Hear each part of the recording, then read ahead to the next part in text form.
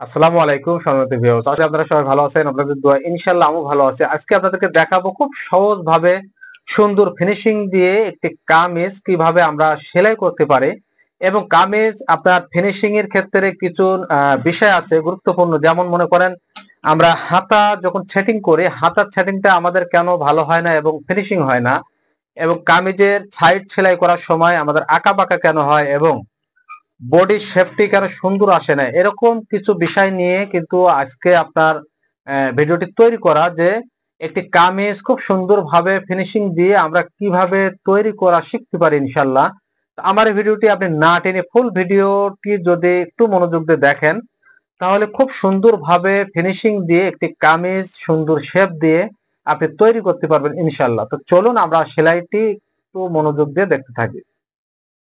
তো আসুন আমরা এখন আপনাদেরকে দেখাবো যে গলায় এইভাবে ফিনিশিং দিয়ে এবং এই যে হাতা সেটিংটি যে কোথা থেকে হাতাটি লাগাইলে আমাদের হাতার সেটিং এবং ফিনিশিংটা খুব সুন্দর হবে, এই নিয়মগুলি আপনাদেরকে সুন্দরভাবে আমি কিন্তু বুঝিয়ে দেবো ইনশাল্লাহ।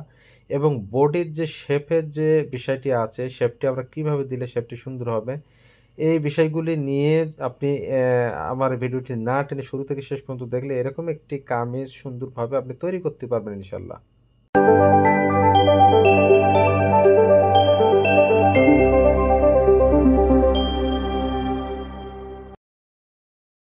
তো দেখেন আমরা কিন্তু কামিজটি খুব সুন্দরভাবে ফিনিশিং দিয়ে কিভাবে তৈরি করা যায় এই নিয়মগুলি কিন্তু আজকে আপনাদেরকে আমি সুন্দরভাবে বুঝিয়ে দেব ইনশাল্লাহ। তো আমরা সর্বপ্রথম এই যে হাতার সেলাইটি এভাবে আমরা ডাবলের সেলাইটি করে নিব। এই যে এভাবে সুন্দরভাবে আপনি হাতার সেলাইটি একই মাপে আপনি ডাবল ভাবে সেলাইটি করে নেবেন। নিয়ে কিনারা দিয়ে আমরা পাশাপাশি আরেকটি সেলাই এভাবে দিয়ে নিব। তো আজকে আপনাদেরকে দেখাবো যে গলার ফিনিশিংটা এবং সেটিং করে খুব সুন্দরভাবে কিভাবে ফিনিশিং দেওয়া যায়, এই নিয়মগুলি কিন্তু আজকে একটু মনোযোগ দিয়ে দেখবেন। তো আমরা সর্বপ্রথম এই যে পেস্টিং এর কিনারা দিয়ে এভাবে সেলাইটি আমরা দিয়ে নিব। এভাবে সুন্দর করে আপনি সেলাইটি এভাবে দিয়ে নেবেন। একইভাবে আমরা সামনের গলাটিও এভাবে আমরা ফিনিশিংটি দিয়ে নিব। এই যে পেস্টিং এর কিনারা দিয়ে সেলাই করে নিলাম। এখন গলার সেটিং করার সময় অবশ্যই আপনি আস্তে ধীরে এই যে রাউন্ড সেলাইগুলি আপনি খুব সুন্দর করে সোজা করে সেলাইটি দিবেন, আঁকা বাঁকা দেওয়া যাবে না। দেওয়ার পরে যে এখানে আমরা এভাবে রাউন্ড অংশগুলো কাটিং করে নিব, নেওয়ার পরে যে চাপ সেলাইটি দিয়ে নিব। এভাবে চাপ সেলাইটি দিয়ে নিলে আপনার গলা ফিনিশিংটা সুন্দর থাকবে এবং গলাটি আপনার দ্রুত নষ্ট হয়ে যাবে না। ফিউজিং থেকে মানে পেস্টিং থেকে আপনার গলাটি হচ্ছে ওইখান থেকে নষ্ট হবে না, এটা ভালো থাকবে ইনশাল্লাহ।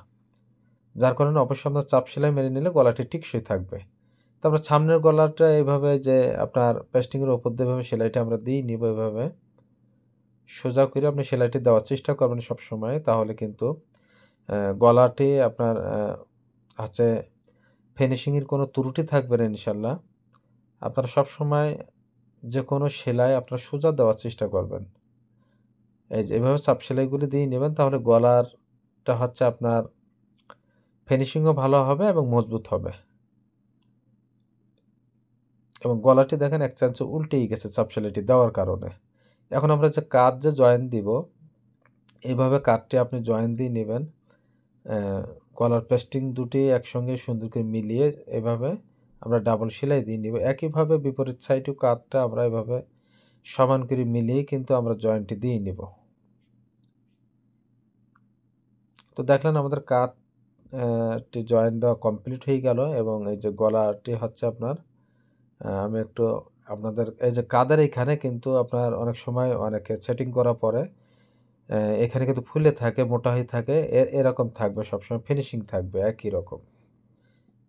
তো এই নিয়মে কাঁধ সেটিং করলে আপনার আর কোনো সমস্যা হবে না। তো আমরা এখন বডির সাইডটা হচ্ছে আপনার সেলাই করে দেখাবো যে একটি বডির শেপ সুন্দরভাবে কিভাবে আমরা সেলাই করতে পারি। এই নিয়মটা আজকে আপনারা দেখে নেবেন ইনশাল্লাহ। যে শেপটি দেওয়ার সময় অবশ্যই আপনারা দেখবেন যে সুন্দরভাবে কিভাবে আমরা শেপটি দেই, এই শেপটি একটু খেয়াল করবেন এভাবে। তো আমরা এইভাবে শেপটি যখন দিব, এভাবে হাত এই শেপটি আস্তে ভাবে কোমরের এখান থেকে শেপটি সুন্দর করে আস্তে আস্তে এভাবে দিয়ে নেবেন। একইভাবে বিপরীত সাইডের শেপটি আমরা হচ্ছে যে এভাবে সুন্দর করে দিবেন। আমি যেভাবে আপনাদেরকে দিয়ে দেখাচ্ছি এভাবে শেপ দিলে কিন্তু একটি জামার কামিজের বডির শেপ সুন্দর হবে এবং কামিজটি ফিটিংও সুন্দর থাকবে ইনশাল্লাহ। তো আমাদের সাইড সেলাই করার সময় কিন্তু অনেক সময় আঁকা-বাঁকা হয়ে যায়, কম বেশি হয়ে যায় এবং সেলাই সোজা হয় না। অবশ্য সাইড সেলাই করার সময় এই নিয়মে এই যে আপনার নিচের কাপড়টি একটু হালকা টান রেখে উপরের কাপড়টি এভাবে সুন্দর করে বসিয়ে দিবেন, ভেঙে নিবেন। তাহলে কিন্তু আপনার ফিনিশিংটা সুন্দর হবে এবং সাইডের সেলাই সবসময় সোজা দেওয়া।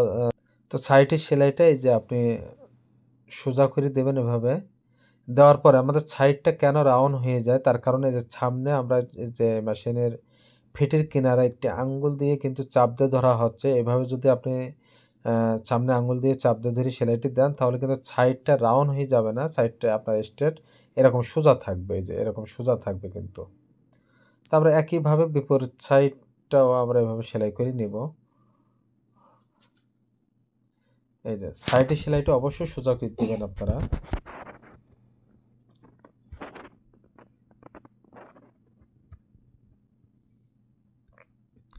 এবং পরিমাণ মতো কাপড়টি আপনি এভাবে ভেঙে নেবেন।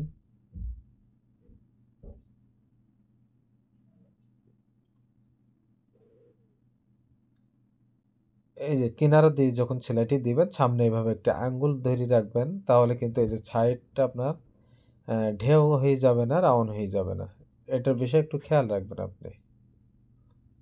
তাহলে দেখবেন এরকম স্ট্রেট ভাবে আমাদের সাইডটা এভাবে থাকবে, একবার সোজা স্ট্রেট থাকবে। আমরা নিচেও একইভাবে আমরা সেলাইটি এভাবে দিয়ে নিব।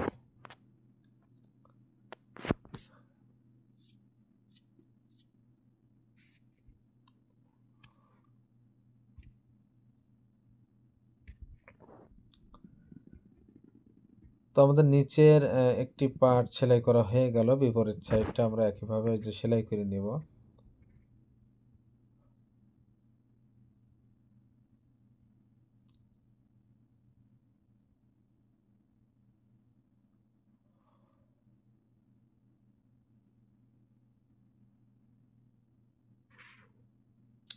তো আমাদের নিচের সাইডটা কিন্তু কমপ্লিট হয়ে গেল। এভাবে সোজা করে সেলাই দেবেন সবসময় আপনারা।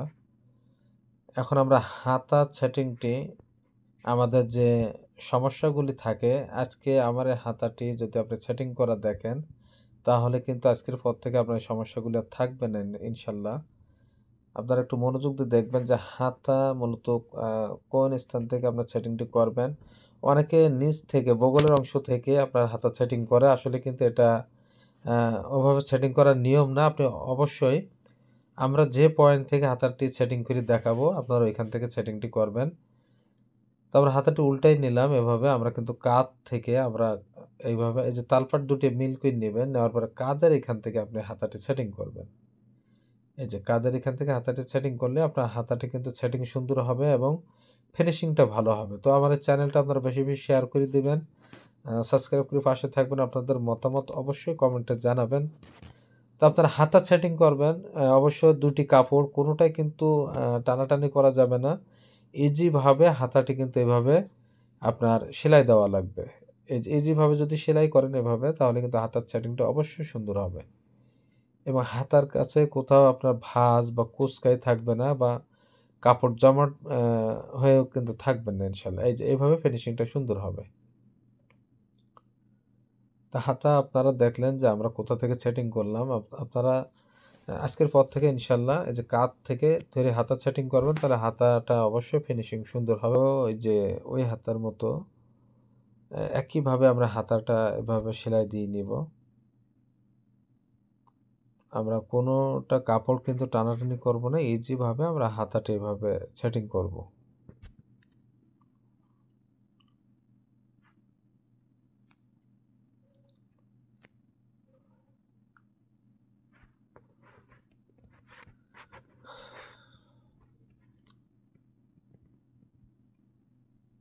তো দেখেন আমাদের কামিজটি কিন্তু কমপ্লিট হয়ে গেল। দুটি হাতা আমরা কিন্তু সেটিং করলাম, আমাদের মোটামুটি কমপ্লিট শেষ ইনশাল্লাহ।